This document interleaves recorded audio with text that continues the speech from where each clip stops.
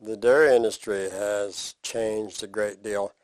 Before my time, in 1919, a great number of the local milk companies were formed as co-ops, and Cabot was started in 1919. United Farmers started in Morrisville in 1919, and the milk was marketed as milk. Prior to that, it had been marketed as cream.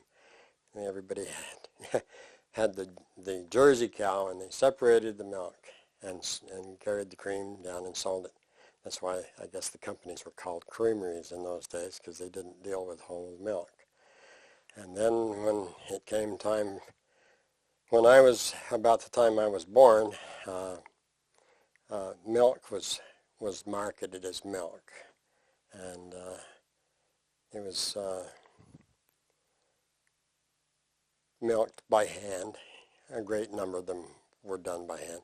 There were some gas engine milker pumps to provide the vacuum and stuff, but in the earlier days there wasn't any electricity to a lot of the older farms. And then in about the 40s, mid-40s, electricity came in, and it was milked with much smaller milking machines than they have these days.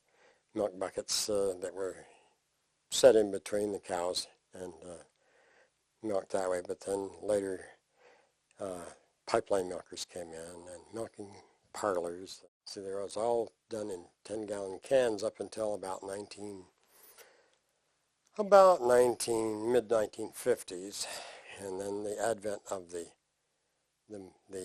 bulk tank came in, which everybody was afraid of change, thinking that was going to bankrupt them. The companies were trying to get the milk to be handled by bulk, so they wouldn't have to deal with can washers and all the labor of trucking the empty cans around. So they offered a premium for the milk, so that the premium could pay for the tank. And if you switched early enough, and your bulk tank didn't cost you